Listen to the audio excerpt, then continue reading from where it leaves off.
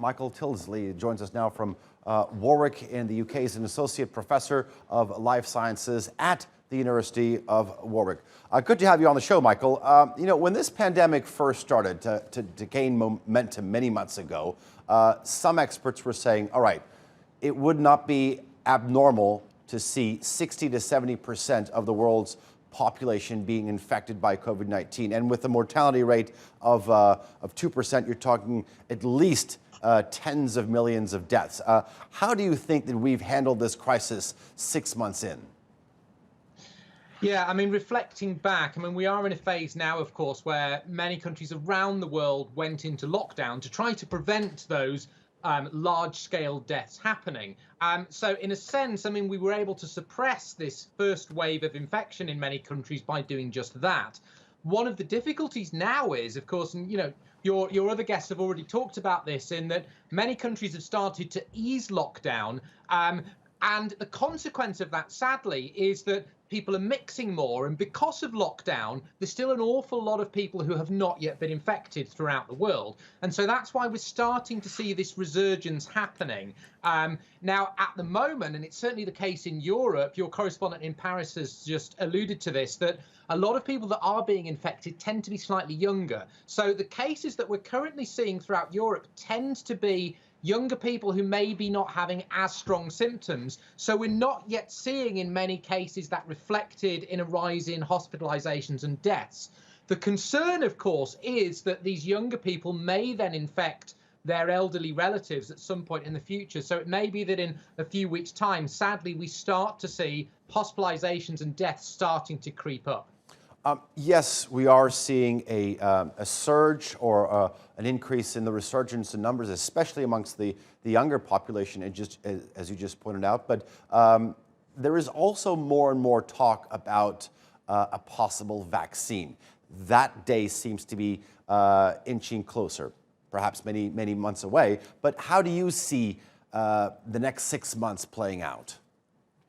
Yeah, and I think we should acknowledge, there's been an unprecedented amount of work that has gone into trying to develop this vaccine. And I know that it's been talked about in the media widely for the last 9 months, that generally vaccines can take many years to be developed. And the teams around the world that are working on this have probably made years worth of progress in just a short number of months. We're still somewhat away from this. Some of the vaccines have progressed into the sort of latter stages of clinical trials, which is really promising. But I would suggest that certainly having a vaccine available for large-scale distribution this year is extremely unlikely. I think if we have something by, say, the spring in the Northern Hemisphere, we're doing really, really well. Then the challenge, of course, is being able to roll that out on a large enough level. And of course, we know that with any vaccine, it's unlikely to give us all immunity forever. So we need to think about the longer term plan. What are we going to do once we have the vaccine? How are we going to roll it out? And how are we going to ensure that we can lift restrictions on a large scale? So promising progress has been made, but we're not quite out of the woods yet.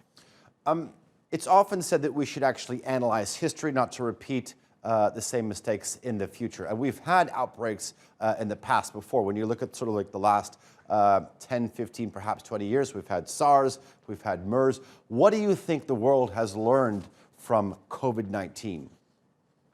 Yeah, and I think it's very difficult for us to really try to draw comparisons between SARS and MERS and the current COVID-19 situation, because neither of those became a pandemic. And I think obviously COVID really is the first example of a pandemic in a really, really highly connected world. I think this is the thing. There were comparisons drawn right at the start to say 1918-19 Spanish influenza, and the world is a completely different place now. I think it was very, very clear when we saw how quickly the virus spread throughout the world, how connected we are. I think we've learned an awful lot about the coronavirus actually in a very, very short period of time. How it spreads, the impact of these intervention measures. And of course, the key thing actually is testing. Testing capacity around the world has increased dramatically in the last 9 months. That's partly responsible for why we've seen such an increase in reported cases, because testing capacity has gone up so much. I think we're in a much better place now than we were back in March in terms of our ability to control the epidemic. And hopefully, as we're starting to see these second waves emerging in many countries, we're much better equipped now to manage that and to ensure that we can keep the number of hospitalizations and deaths to a minimum. All right, Michael Tildesley, a pleasure to have you on the show, and I do appreciate your analysis. Thank you.